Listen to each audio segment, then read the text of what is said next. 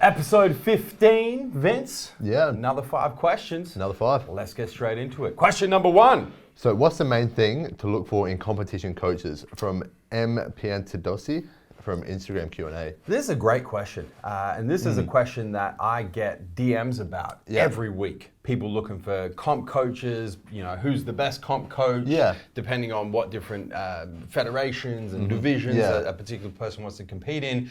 Listen, I'll be honest.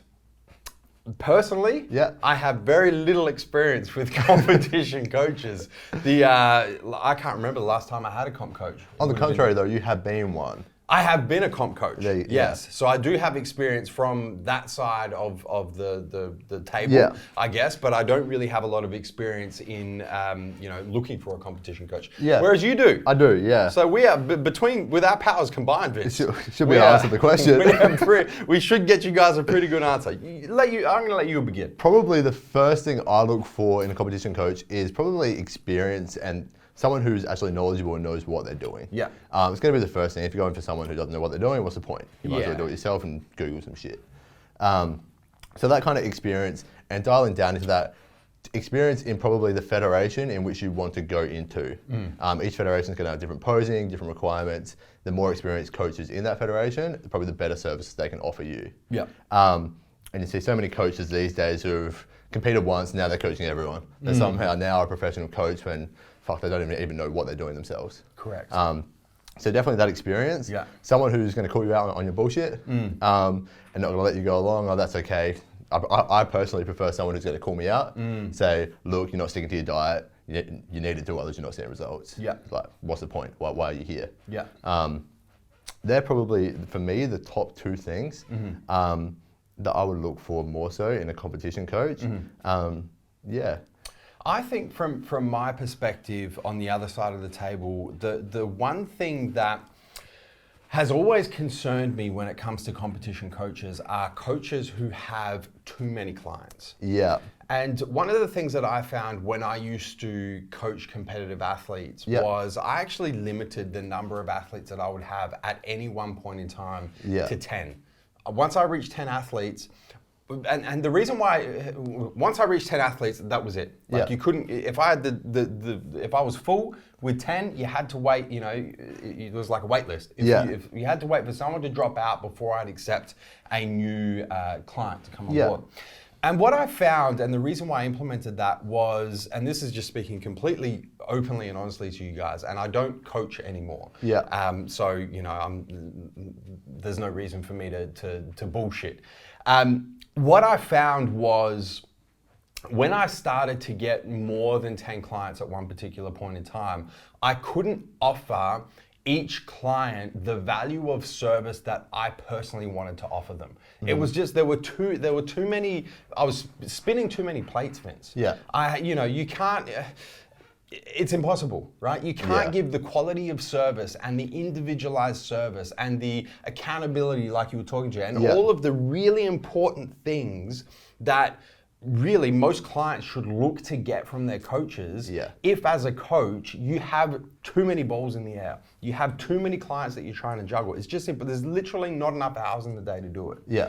So, from a client's perspective, looking at a competition coach, I would ask the question of the coach, how many clients do you have? Yeah. And then question them about that. If they say, I have 50 clients, how do you manage 50 clients? Yeah. If you're doing weekly, listen, if you're doing, just literally do the numbers. Let's say 100 clients. Yeah. Right? Let's say you're a competition coach, you've got 100 clients, your clients are checking in every week. You need to dedicate at least 1 hour per client to actually go through their check-in, make changes to their plan, hold them accountable, at least an hour. Where the fuck are you gonna get 100 hours a week from? Yeah, it's a lot of time. Just to do check-ins, just the basic, just do the maths. So I think as a client looking for a competition coach, everything you said, 100%, and I really think that you should ask the competition coach, how many clients do you have? How do you manage that workload? Yeah, I agree with that. And if you don't get good answers, look for a different coach. Yeah. That's just the truth. Yeah. Next question. Where would you like to mostly reduce costs within the whole business? So in terms of products, shipping, rent, kind of stuff like that. From Gavin Larry, 22 on Instagram Q&A. This is a great question, obviously a business question here, Gavin, and I am very clued up to answer this question because at the end of every financial year, which in Australia is the end of June, which we're shooting this 6 weeks after the end of the financial year, I go through with a fine-tooth comb all of our business financials and I look at all of our expenses and break them down and look at, you know, compared to last financial year, did they go up? Did they go down? What are they as a percentage of our revenue? So on and so forth. So the things that I would love to be able to reduce the cost of, and I'll get into why I find this quite amusing, definitely for us is shipping. Yeah.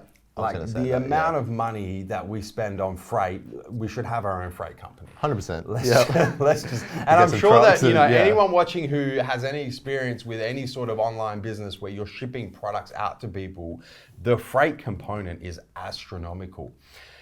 The reason why I find it amusing is because there's really not a lot we can do and maintain our unique selling point and our key point of difference as a business and the things that we really value as a business and therefore our customers value as customers of Massive Joes. Yeah. So the easiest way for us to reduce shipping costs is to not use actual proper express shipping, which we do. And any of you who have purchased from us would know if you place an order before 3 p.m., it's at your doorstep the next business day, usually less than 24 hours. Usually, yeah. And that's an expectation of you guys as customers of Massive Joes.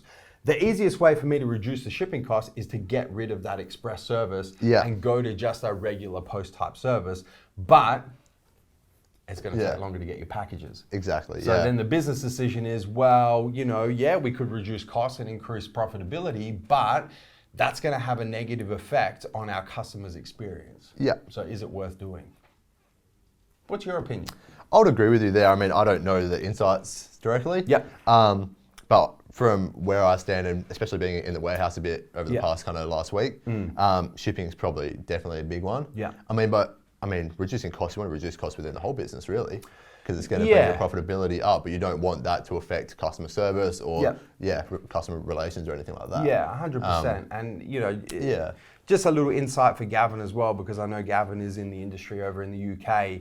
Our biggest business expenses, are, aside from cost of goods, obviously that's our biggest business expense. We're in the supplement business and apparel business, so our cost of goods is astronomical in terms of business expense. But when you actually look at a profit and loss statement and you're looking at the expenses of the business not related to cost of goods, our biggest expenses are wages. Yeah. Obviously, we have a lot of staff members at Massive Joes, and you know, it's probably unique a little bit to Massive Joes because we do have such a content-based business as well. Yeah. So the wages associated with producing all of this sort of stuff, content is quite high. Yeah. So wages, shipping, rent. Yeah.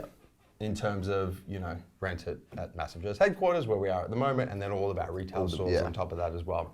So those would be our 3 biggest expenses off the top of my head. Yeah. Next question. How do you train with a bursa injury in the shoulder?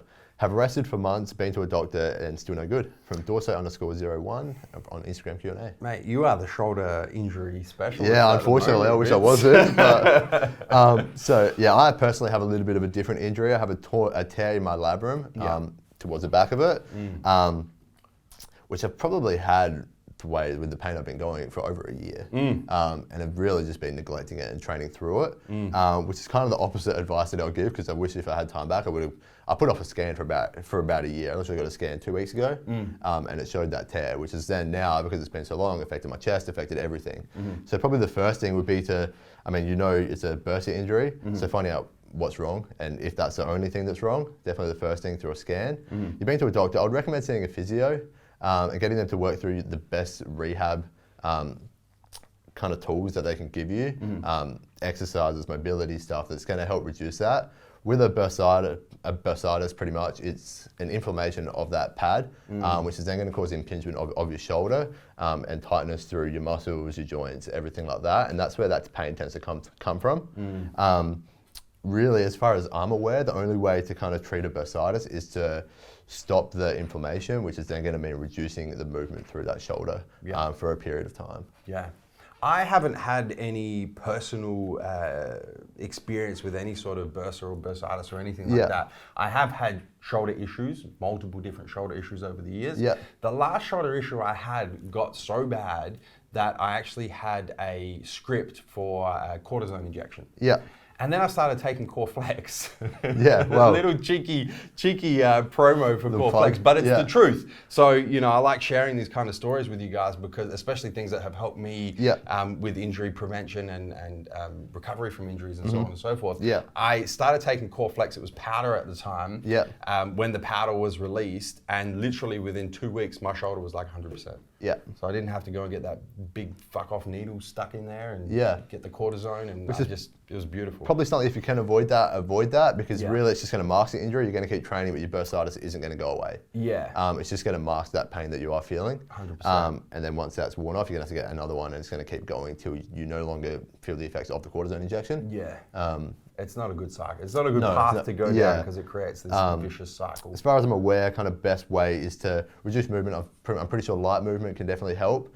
So still getting blood in there, but not getting like a pump to reduce movement or anything like that. So Next question. Tips for chest muscle development. I'm putting in the effort, but not seeing much change. From Tom_Lochnan on Instagram Q&A. You're a bit of a specialist over here. Wow, still my weakest muscle group, but I've been making some chest gains. I don't know if you noticed, been working. Been making some chest gains. No. Shirt off, pec pop. Tom, a couple of things that have really worked for me over the years when it comes to bringing up my chest. The first thing is mind-muscle connection. And this is the same for any muscle group, right? A lot of the times, if you have trouble developing your chest, you're actually not stimulating it when you're training it. And if you have overactive delts, like myself, like a lot of guys do in particular, girls as well, but girls are usually not too interested in growing chest, guys are. If you have overactive delts, a lot of the time in your pressing and your flying movements, your shoulders are going to come in and take a lot of that load off your chest. 100%. Maybe it's a genetic predisposition. Maybe it's because you played a particular sport. Myself, it was basketball. Through your teens and whatnot, and your shoulders just grew and grew and grew and grew, and your chest really never had a chance. So the first thing is really mind muscle connection, which means checking your ego at the door, dropping the weights back, not giving a fuck about what you bench press or dumbbell press or fly or whatever it is, making sure that when you go to the gym and you're training chest, you are focused on using your chest muscles against the resistance, whatever it is, dumbbells, barbells, machine, whatever, to create a chest muscle contraction. That's the first and most important thing. You really have to nail in that mind-muscle connection. Make sure when you're training chest, you're actually training chest. You're not just moving the weights from point A to point B using whatever muscles you can use, because a lot of the time, you're not going to use your chest. The second thing that I've found is increasing the frequency. So the frequency of how often you train chest. So I follow a bro split, pretty common knowledge. That's how I train. That's how I've trained forever. I've tried different splits and whatnot, every now and again. But bro split is where it's at for me. The one muscle group that I train twice per week or more than once per week is my chest. It's the only muscle group. Everything else gets trained once a week. Chest gets trained twice a week because it is my weakest muscle group. And I'm trying to bring it up. So I think that's the second thing. Once you nail that mind muscle connection, and you know that each time you're training chest, you're actually stimulating chest, you can then go and increase the frequency. I don't think there's any benefit of going more than twice a week, because you got to remember, when you train a muscle group, you have elevated protein synthesis for 72 hours, which is 3 days. So train it, 3 or 4 days later, train it again, 3 or 4 days later, train it again, and you're just going to continue stimulating that muscle growth, increasing that protein synthesis, and then you just got to be patient, man. You got to be patient. Like, I've been trying to bring my chest up since 2015. It's been 5 years. It's a while. And it's still my weakest muscle group. It's grown, but it's still my weakest muscle group. So that's my advice, at least. Vince, you got anything you want to add to that, man? No, I agree with everything there. I think definitely check your form as well. A lot of people will be benching with their elbows out to the side. It's going to bring in a lot more front delt as well. Make sure your elbows are down a bit more. Form, and then even yeah, it comes into form and what you said as well with my muscle connection. Yeah, but tempos and stuff like that can also help. Exactly. And the reason why I highlight my muscle connection is because if you nail my muscle connection, a lot of this other shit tends to fall into place. 100%. Yeah. You know, like your form is going to check itself because you're actually focused on squeezing your chest. Yeah. Your tempo is going to check itself because you're actually focused on squeezing your chest. You're not focused on benching 225 or 100 kilos for 15 reps. Yeah. That's a shit goal if you're trying to build chest. If you're trying to build chest, you want to be stimulating chest growth. You want to squeeze your chest against the resistance for as many reps as you can until your chest fails. Repeat that shit 5 times. Do it for 5 different exercises. Do a couple of times a week, and your chest will grow. Simple. Yeah, I agree. Last question. Best supplements or services to assist with weekly body recovery from Hannibal from Instagram Q&A. It's a timely question because just out it through is, this, yeah, we can see him right now. In the room next door, we've got Dave, the modern chiro, who comes here every Friday and renders services, massage services and chiropractic services to the whole crew here at MassiveJoes. Yeah. Well, let's start with the services. Yeah. We're there. What do you reckon weekly in terms of recovery? What's important? For me, well, I've been seeing Dave once or twice a week lately. Yeah. And he does some chiropractic work as well as some Theragun kind of massage work. And I found that's helped a lot. And with my injuries, I have been seeing a physio, which has been helping a lot as well. That would be my top 2. So massage, chiro, physio, all, those kind of things there. Yeah. I do see a lot of people going in for floats, cryotherapy. Haven't tried those myself, but yeah. Yeah, I think in my personal opinion, probably the 2 or 3 things that, if you can stay on top of on a weekly basis, that's actually going to assist with recovery.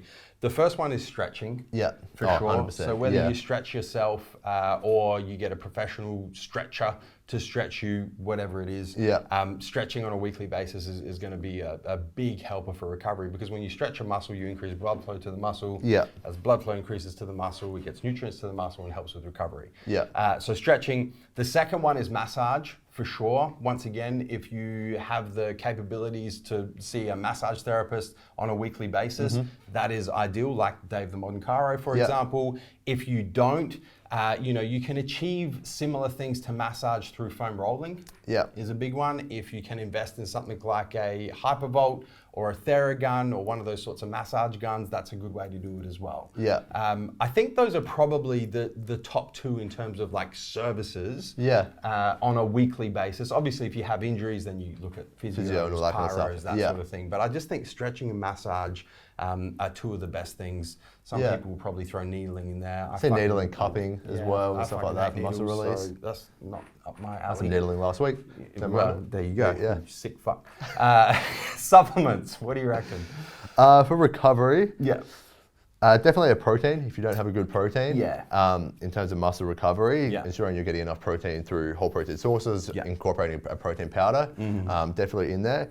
Probably another one, ensuring you're eating enough food, going down the whole food before supplements. Ensuring you are eating enough if your goal is recovery. I mean, if you're trying to lose weight. And I think even before you look at supplements, you need to be fueling your body correctly. If you're training 4, 5, 6, 7 times a week, and you're pushing your body to failure 4, 5, 6, 7 times a week, and you're not giving your body the nutrients it requires to recover from that grueling training, you're not going to be able to recover. So I think before you even look at supplements, you need to look at your protein intake. You need to look at your carbohydrate intake. 100%, you need to look at your fat intake, and you need to look at your overall calorie intake. Right. So that's going to be, the most important thing before you even consider supplements. Once you've got that under control and you're consuming enough good quality whole food nutrients to support recovery from the workouts that you're doing, then you look at supplements. So you mentioned protein powder, which I kind of consider food, right? If you want to get your protein from whole food sources, do that. If it's more convenient or better value for money or just tastier and more delicious to get it from protein powder, do that. Then where do you go from there? An amino acid, for me, would be the next thing. BCAA or BCAA, EAA, your amino acid in there. And then probably my next things I would look at would be things such as probably HMB, glutamine would be my top 2 there.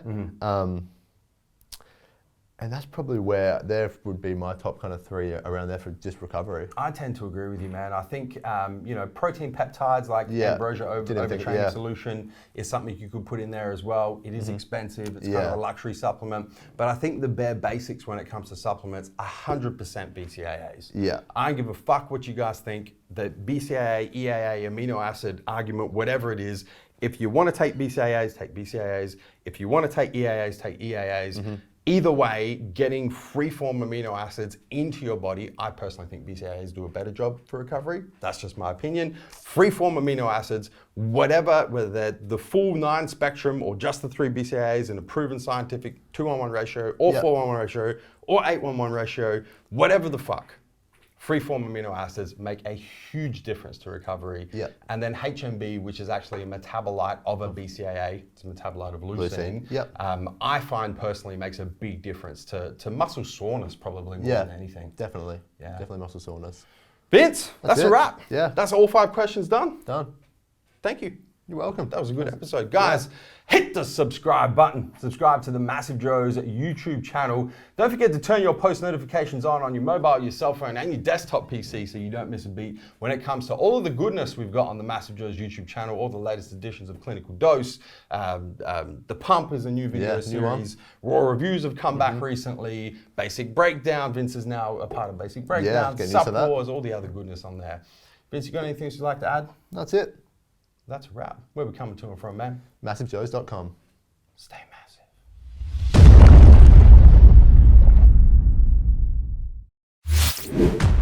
Thank you for tuning into this video. We hope you enjoyed watching. Don't forget to check out our latest upload and our recommended video, and be sure to subscribe to the MassiveJoes YouTube channel to stay up to date with all of our latest uploads.